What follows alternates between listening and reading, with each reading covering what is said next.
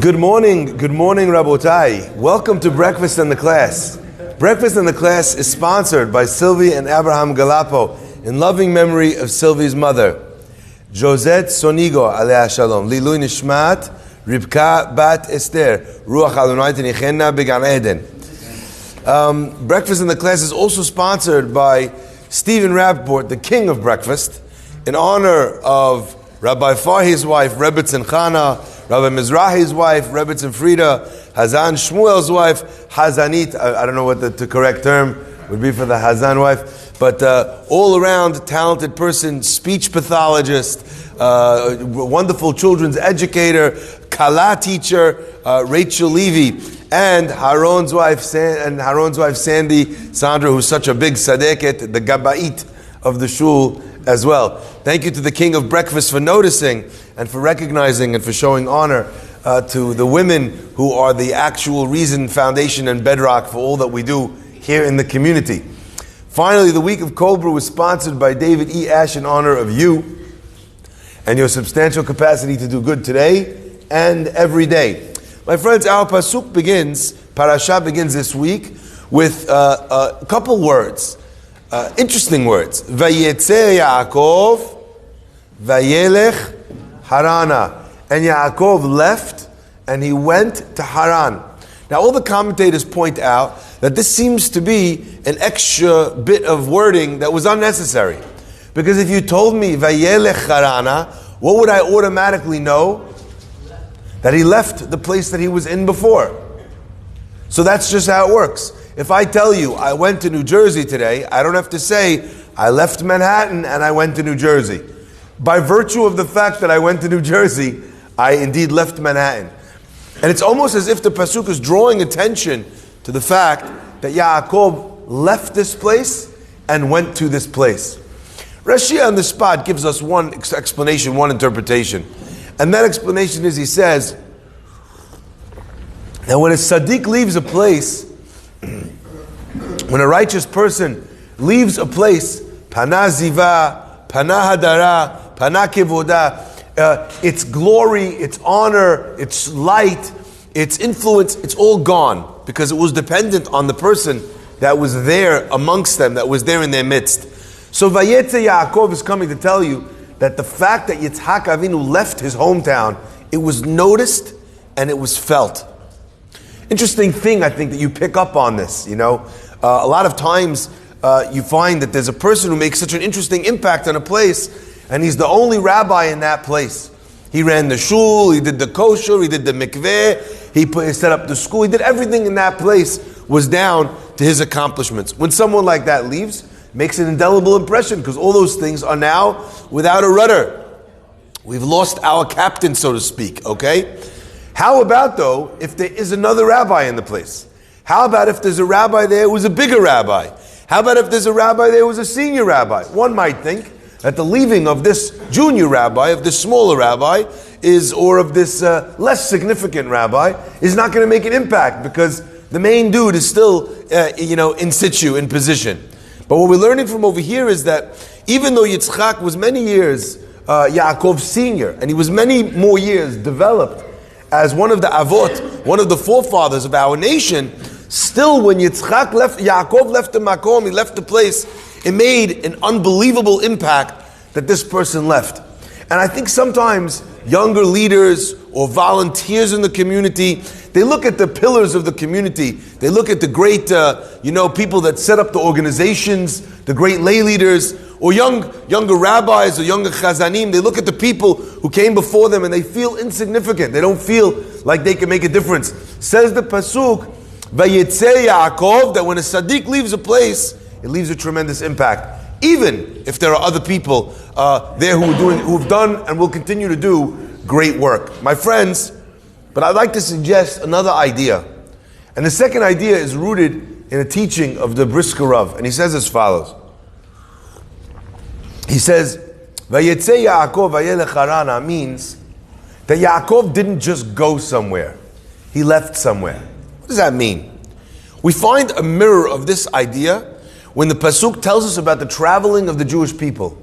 It says, Ele motza'ehem le mas'ahem. These are their goings out to their travelings. And the Pasuk seemingly reverses it the second time when it mentions it. And over there the Chachamim explain a similar concept. There are many people who go on life's journeys. They go on the Masa'ahim. They go on their journeys. They Vayele Charana. They go to places when they did not need to leave the place that they were in. The place that they were in, the relationship that they were in, the person they were dating, the job that they had, the impact they were making, everything was perfect. But you know what? They just wanted more. They just wanted better. There wasn't any good reason for them to leave. For that person, it's only Vayele Charana. They went to another place. They did not have a reason, a logic, an impetus, a drive, Vayetze Yaakov, to leave the place that they were in. Oftentimes, a person who leaves in situations like that, they wind up having an element or a level of regret. You know why? It was working here. Everything was fine. I wanted more.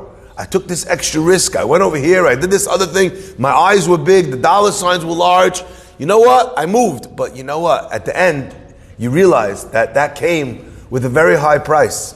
You lost maybe friendships. You lost maybe a community that you were connected to. You lost opportunities that were there in your previous iteration. And a person like that can live life with regret. Mashe'en ken, when a person, they move on when there's a reason to leave where they are, then their travelings are in such a way where they don't ever feel a need to look back. Because it's not that they left for better opportunities, they could no longer be in the place that they were. Yaakov Avinu doesn't just go to get married. Vayetze, he had to leave. And my friends, what was the impetus of Yaakov Avinu having to leave? Our rabbis tell us, you look at the end of the parasha, that Esav hates his brother Yaakov with such a passion. Hates the fact that he took the blessings from him. And Esav says to himself, Yikrevu yimei evel avi, may the days of my father's mourning come close. In other words, may my father, Matt, may he die very soon, and then I'm going to kill my brother. Can't kill my brother while my father's alive. Right? Can't do that. I'm going to wait. As soon as he's done, second day, I stand up from Avelut, stab him. Okay? Rivka hears this. She goes and tells Yaakov, your brother wants to kill you, you got to go. So he gets up and he goes and he travels to Haran. Rivka says to Yitzhak, she says, Yitzhak, I can't. Katzti, mehayai, I can't imagine my son marrying someone from here. Let him go back to my homeland, just like you did. Let him find a wife over there. And Yitzhak says to Yaakov, Rohi, why don't you go? Okay? Now, it's important to understand. Yaakov Avinu is leaving. He's leaving specifically with a charge. He's leaving now. He has a reason, but he also has a mitzvah. His parents are asking him, both of them, to go to the land of Haran. So your average person looks at this and he says, Yaakov had a reason to leave. Vayetze Yaakov. What was his reason? His life was in danger. But for Yaakov Avinu, on the level that he was at, you see, it required his mother asking and his father asking for him to leave. He wasn't worried about Esav's machinations. He wasn't worried that someone wanted to do him, His emunah was strong enough. But now that his mother and his father asked him to go, he had a mitzvah, kibud ava'em. This is what my parents asked me to do. Chalas, I'm going. And it is that kibud ava'em that protects Yaakov on his journey. I want to share with you an unbelievable story about these types of reasons, having a reason to do something. And looking into this concept and feeling that when we move on from something, it shouldn't just be because we're hungry for something else, but that there should be valid reasons why we walk away from something that is good. I say this to people who are dating all the time. I'm dating, Rabbi. Nothing wrong. I don't know, I'm not feeling it. I say, if there's not something wrong, where are you walking? Where are you running? How many other people have you dated where you felt that something was wrong, that it didn't work, that it's not right, that she makes you upset, that he, makes you nauseous to look at? I don't know what the reason is, whatever the case is. This guy knows it, no negatives. Work, give it a minute, let's see what happens. You don't walk away without a reason, okay? So listen to this. There's a fellow who makes a lot of money, and he's traveling to a faraway land.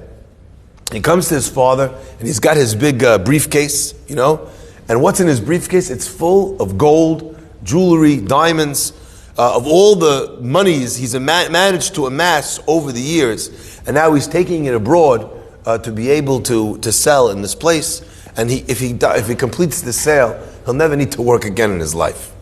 Okay? He's worked very hard to get to this place. He walks in, the father sees him lifting the bag, it's very heavy, puts it on his back. He walks in, the father says, Rochi, I see you're walking like this, the bag is very heavy. He says, take another bag. He goes, why should I take another bag? He says, fill the other bag with rocks. So it weighs the same as your other bag. That way at least you're not going to be like this. You're going to get a sore back, shoulders, neck. And the guy's thinking to himself, yeah, but then I'm going to break my back because I have 2 heavy bags. That's what his father said. So he listens to his dad. He goes, he gets a bag, fills it with rocks, same weight, fills it up, feels it, puts it on his back, and now he's walking with 2 bags, 1 bag of jewelry, of diamonds, 1 bag of rocks. He gets onto the boat, he gets onto the ship, and he's sitting there with some shipmates he makes friends with. They know why he is going. Many of them are also businessmen of their own right in the first class cabin. And they ask him, what's in the bag? And he says, well, I have my valuables are here in this bag. And they say, what's in the other bag? He says, the other bag is filled with rocks. They say, why is the other bag filled with rocks? What are you, Majnoon? Right? I guess maybe that was like the old terrorism. Like, you try to sneak on a bag, you don't have a bomb. You just had rocks, you just threw at people. I don't know. So he has 1 bag on each shoulder. Right? He walks onto the plane, he walks onto the boat. They're yelling at him, they're making fun of him. What do you do? He says, look, leave me alone. My father asked me to do it. I was trained as a Jewish person, as a religious Jew, to always listen, to always try and respect my father's wishes. So that's what I did. My father told me, they said, look, you want to be even, you should have told your father, no problem. You give me the other bag, I'll split the gold in half into 2 bags. At least that, and then it'll be equal weight, carrying half the amount. He says, listen, that's not what my father told me to do. My father told me to fill a bag with rocks. I listened to my dad. He says, you can't understand this concept that we have when we do a mitzvah, when God tells us, honor your father, listen to what they have to say. That you don't contradict him and start being smarter than him and tell him, Dad, listen, I see what you're saying. I'm not going to do that. I'm going to do this other thing. It's not what he asked me to do, so that's not what I did. Anyway, they're making fun of him incessantly. And eventually, as the boat starts, to go on this journey, they keep making fun of him. The dib with the rocks. They start calling him Rocky. They're playing the theme to music. Dun, dun, dun, dun, dun, dun, right?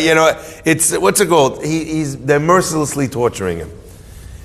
He starts to think to himself, like, look, I did the mitzvah. This is what I get for the mitzvah. Like, the Ma'an Yarichun Yamecha. It says you should live long life. Who wants long life if they're, ripping it out of you nonstop? Right? I'd rather live shorter. Right? He's sitting there on the boat. He doesn't understand why. Until it starts to rain and the wind starts to blow and they're going Majnoon. And the captain comes on the microphone on the thing in the boat and he says, unfortunately, we need to lighten the load in order to be able to get out of this storm. You know what? We're going to have people come around to every room. We're going to make you throw away half of the weight that you have on the boat. If Hada has 1 bag split in 2, he has to throw away half of his gold. He says, coming right up, sir. Takes the bag full of rocks, big smile on his face. All of his friends are crying. Then they throw out all their goods. This guy, Hada, he's happy as Larry. My friends, Vayetze Yaakov, Yaakov, he has many reasons to go. But the reason why he goes is he goes for the sake of a mitzvah. Oftentimes, a person has a choice in whether or not they have to do something. But many times they don't. Many times a person has no choice. You have no choice. You need to be able to, I'll give you an example. Let's say a person, just simple example. A person is in a certain tax bracket. They need to get rid of, a certain amount of income, so they're earning less money than the tax bracket. You know what some people do? What do? They take a certain amount of money, they give a charitable donation before the end of the year. That brings them down in the bracket, they get assessed differently. I don't really know tax law, I'm probably not making much sense. But I understand that this is what people do towards the end of the year, that they reassess. So imagine you had to give that money away. You could give the money away and do nothing with it, or you could give the money away and do tzedakah with it. Please don't get caught up on the example if it's not a good example, right? But a person, as an example, a person has to wake up early in the morning. Why does he have to wake up early in the morning? Just simply because if he's walking around, if he gets it's bad for him indigestion. Get up early already, go to shul. You're already up anyway. I have this guy who tells me, Rabbi, what time should I come tomorrow? I told him, look, 8:30, there's not very many people in the minyan in Shabbat morning. I said, but if you're not an early guy, you want to come 8:40, 8:45, you still catch the beginning of tefillah. The guy says, oh no, Rabbi, I'm up from 5 a.m. I just want to know, when should I slot in the prayers? I said, come 8:30. Dip, you're sitting at home anyway. I'm a sleepyhead. I need every extra minute in bed that I could get. Right? You're up anyway. How many times is a person, they have an obligation to leave, they have an obligation to move on from something. You can move on in fear, like Yaakov has an option to run away from Esav. You could run away from something, or you could run towards something. When people run away, they feel sad, they feel upset, they feel cheated. But when they run towards, it's very different. What if every time we had a situation in our life where we felt we were being shoved away from something that we thought was good? We thought to ourselves, Hashem is taking me, Vayetze Yaakov, Vayelech Harana. He runs away from a murderous brother, and where does he go? He finds not just one, not two, he finds 4 shidduchim. He builds the Shiftei Yisrael. So instead of feeling upset that he had to run away from something, he felt grateful that he was running towards something. And in fact, it's expressed in the fact that Yaakov Avinu has kfisat haderech, his road, his travels, it moves very fast. I think that's allegory, not just for the miracle that happens to Yaakov Avinu, but when people walk away from a relationship that had to end. They walk away from a business that they invested a lot that didn't work out. They walk away from, they made a move to the city, they have to move back, I don't know, to Great Neck or to Deal or to Brooklyn or to the city, wherever they thought they were going to make it somewhere else, now they're moving back. You could come back tail between your legs, upset about the fact that you had to go, or think to yourself the opposite. I'm traveling towards something. A person who travels towards something feels kfisat haderech, that the road is light, it's quick, it's moving. But a person who's looking over their shoulder the whole time, the speed of their travel, the what's it called? The rhythm in their step, it's torturous, it's difficult. If you could find a mitzvah, if you could find something positive, something beautiful that is incorporated in moving forward, then every time that anchor actually produces tremendous results. Baruch Adonai Le'olam. Amen. Amen. Rabbi